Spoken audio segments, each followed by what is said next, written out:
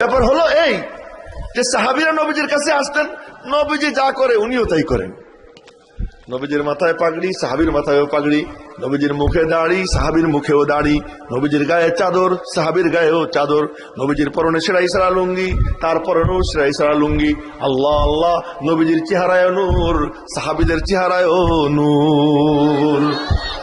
আর সব তো সুন্দর, সবই সুন্দর। কালামানিক তো 2-3 জন ছিল, হ্যাঁ, একজন বেলাল হাফসি, একজন উসামা, একজন জাহের, এরকম করে হাতে গোনা 4-5 জন কালা, বাকি সবই তো সুন্দর। আমি আর কি মজাক করে বলি, সৌন্দর্যের যখন বন্টন হয় তো আল্লাহ পাক রাইখে দিয়ে বলছেন এরাবিয়ানরা তোরা যা নিবি নে, তো এরাবিয়ানরা নিয়ে নিছে, এরপরে বাকিগুলো ভাগ হয়েছে। আমাদের উপমহাদেশ মনে হয় সবার পরে পাইছে। হ্যাঁ, চরের পাশ দিয়ে গেলে দেখি সব কাউয়া, যত চর আছে। এই কিছুদিন আগে পদ্মা নদী পার হইতেছি ফেরিতে, দেখি কিছু লোক গোসল করতেছে, যেটাই ডুব দিয়ে উঠে দেখি কাউয়া, একটাও দেখি না সুন্দর, সব কাউয়া।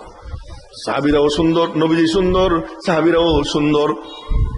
এখন কেউ নতুন আসে, আইসে সে বুঝতে পারে না কোনজন নবীজি কোনজন সাহাবী। দেখছেন নি তামাশা, বলেন না আল্লাহু আকবার। এটা হয় কি দিয়া? নজর দিয়ে। এটা হয় কি দিয়া? নজর দিয়ে। নবীজির নজরের সামনে বসছে, ওই নজরের আসর পড়ছে। আরে নবীজি তো নবীজি, নবীজির থেকে 1000 বছর পরে আসলেন খাজা বাকি বিল্লাহ। খাজা বাকি বিল্লাহ রহমতুল্লাহি আলাইহি, উনি হলেন মুজাদ্দেদে আলফে সানির পীর, শেখ আহমদ সরহিন্দি মুজাদ্দেদে আলফে সানির পীর। তো খাজা বাকি বিল্লাহর দরবারে অনেক মেহমানদের খাওয়ানোর কোনো ব্যবস্থা ছিল না। পাশের হোটেলওয়ালা দেখছে হুজুর খুব পেরেশান, হোটেল মালিক রুটি টুটি বানাইয়া তরকারি পাকাইয়া মাথায় করে আইনা মেহমানদেরকে পেট ভরে খাওয়াইছে। হযরত খবর পাইছেন, খবর পাইয়া খুশি হয়ে গেছেন, খুশি হয়ে ডাক দিয়েছেন, এ তুই কোথায়? হুজুর এই যে আমি। তুই কি চাস? চা আমি তোরে দিব। তো বলে হুজুর দরকার নাই। না তুই বল কি চাস? যদি দিবারই চান আমারে আপনার মতো বানাইয়া দেন। সুবহানাল্লাহ, মাত্র 8-10 জনে বললো, বাকিরে বল। কথা আমারে আপনার মতো বানাইয়া দেন। কয়ে বাবা এইটা বাদ দে। না আর কিচ্ছু চাই না, দিলে দেন, না দিলে নেই। কাজা উজু করে আয়। উজু করে আসছে, এক রুমের মধ্যে ঢুকছেন, কয়েক ঘন্টা গেছে, রুমের দরওয়াজা খুলছেন, বের হইছেন। এখন সবাই তাকাইয়া দেখে অবিকল 2 জন খাজা বাকি বিল্লাহ।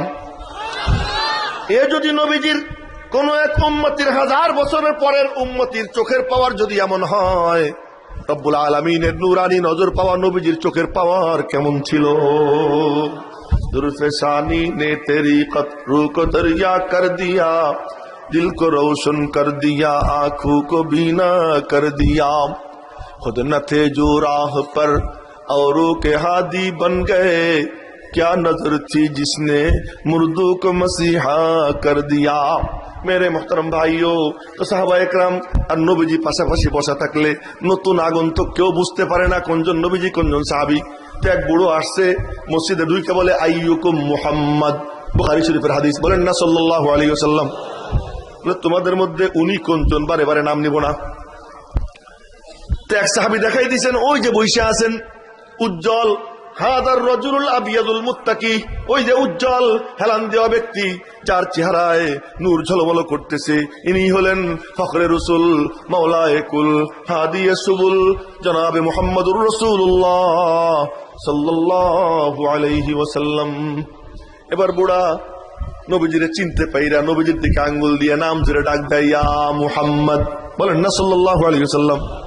ইন্নী সাইলুকা ফামুশাদ্দিদুন ফিল মাসআলা ফালা তাজিদ আলাইয়া।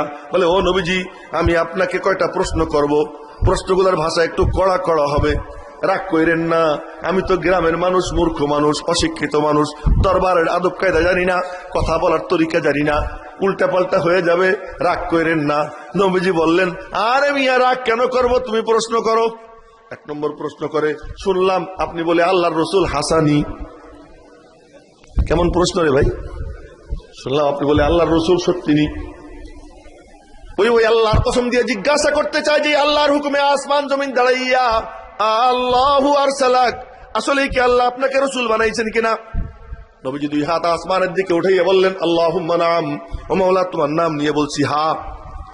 আরো 4টা প্রশ্ন করছে, নামাজ, রোজা, যাকাত, হজ, 4টার উত্তরে একই জবাব দিচ্ছেন, আল্লাহুম্মা নাম, হ্যাঁ আল্লাহ ফরজ করেছেন। এই 5 প্রশ্নের উত্তর পাইয়া বুড়া কয় আমি যাই। নবীজি বললেন কি বইলে যাও? কিছু তো বলবা। বুড়ো বলে আপনি যা যা বললেন দিলের কান দিয়ে শুনছি, বুঝছি, বিশ্বাস করছি, সিদ্ধান্ত ঘোষণা করতেছি। কি সিদ্ধান্ত? আল্লাহ। যখন সে আল্লাহ বলে তখন মনে হয় 7 আসমানের পর্দা সরে যায়, মনে হয় যেন আরশে আজিমে মওলা পাকের চোখে চোখ রাইখা কথা কয়। বসত করে জমিনে, নজর তার আসমানে, বসত করে ফরশে, নজর মাওলার আরশে। বলে আল্লাহ লা আযীদু আলা হাযা ওয়ালা আনকুসু মিনহু শাইআ। আপনি যা যা বললেন এর উপরে একটুও বাড়াবো না, এর থেকে একটুও কমাবো না। এই কথা বলে বুড়ো হাঁটা দেয়। মসজিদ থেকে এখনো বের হতে পারে নাই, এরই মধ্যে নবীজির জুবান নড়ে ওঠে। নবীজির জুবান নড়া মানে মাওলা পাকের জুবান নড়া। নবীজির জুবান দিয়ে বের হয় আফলাহার রাজুলু ইন সাদাকা দাখালাল জান্নাতা ইন সাদাকা।